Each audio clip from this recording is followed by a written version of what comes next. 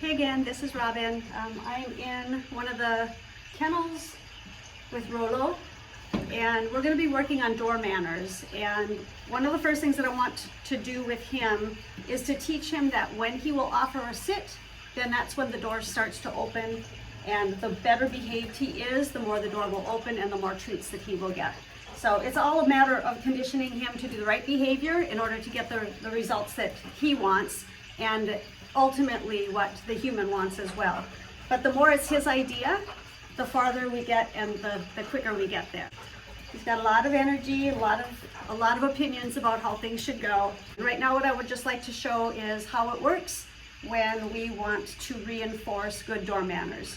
And one of the reasons it's so important, number one, it's a safety issue. When he does finally get to a home, or even while he's here at a shelter, we don't want a dog to just assume that when a door opens that they get to bolt outside of it, and that there's actually a reason for them to stay inside and wait to be invited out.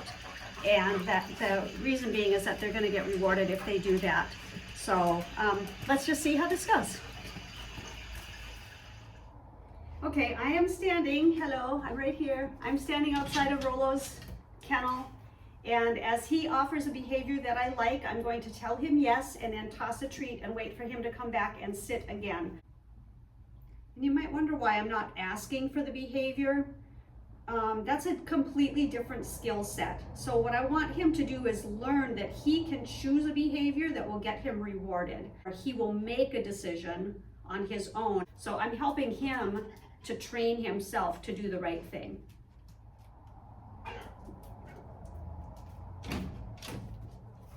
Yes.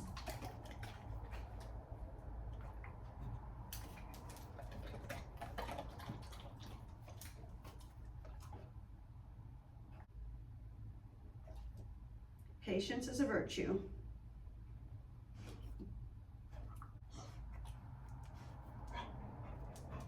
Yes.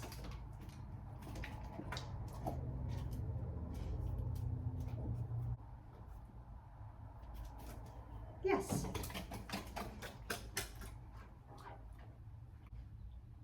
So we're not at the point where I'll even begin to open the door until he's consistently offering me the behavior of a sit when there's somebody standing outside his door. Yes.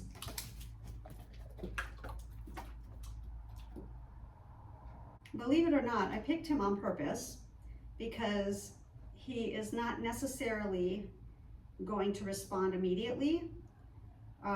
He's very interested in every other sound that's going on around him, but that's okay. Like this is the part of the reality of working with dogs, is that you have to work with the dog that's in front of you. Yes, good boy, very nice. Yes, good boy.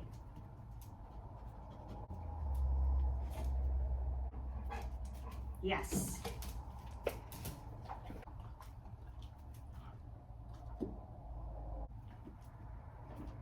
Yes. Okay, so Rollo is starting to get the idea that he has to sit at the door, and the next thing is to level up the game for him so that he has to offer me some other behavior before he's going to get the treat. And at this point, what I'm going to do is I'm going to put my hand on the latch and see if he'll maintain the sit. If he does, I'll tell him yes, and I'll give him the reward. And once he starts to master that behavior, then I'll start to open the door. All right, we'll be right back.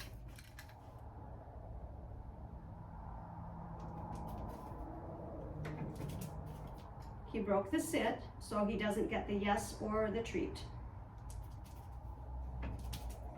Broke the sit. So he's learning that he has to offer a more difficult behavior in order to get paid. Yeah. Yes, good boy.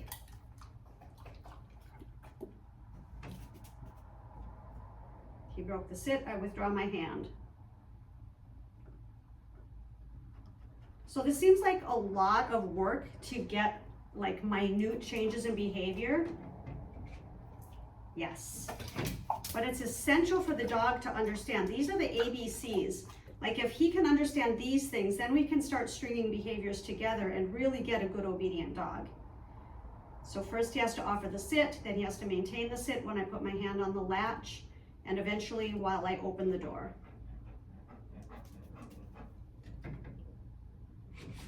So I lifted the latch a little bit there, he broke the sit. Yes. Made it a little bit easier for him. I want him to win as often as possible.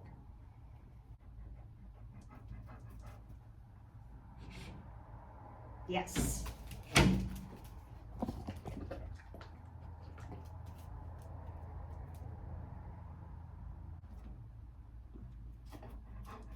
So he's remembering the first step. He's got the second step. My hand is on the latch. If you can see my fingers wiggling. I'm going to lift a little bit. He broke the sit. Hand on the latch. Lift a little bit. Yes. Good boy. Step 1. Check. Step 2. Check. Step 3. Check. Yes. Good boy. At this point, I'm going to start incrementally opening the door. I want to go slow enough that he has many opportunities to win, but push it far enough, fast enough, so that he understands he's got to offer something a little bit more challenging. You see how engaged he is, that he wants to play the game. He understands that he can win each round. He just has to put forth the effort. It helps to have a food-motivated dog.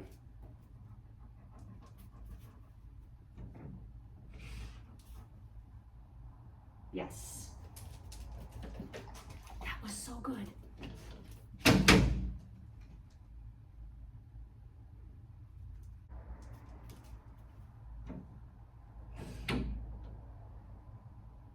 Yes. Okay, part of the important thing is to understand when to go ahead and call it quits. And he's done a very good job. He's been working hard.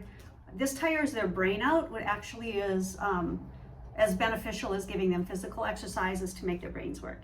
So because he did such a great job and we made such good progress, I'm gonna call it quits and take him outside for a quick little walk. And yeah, thanks for watching. I hope you enjoyed this.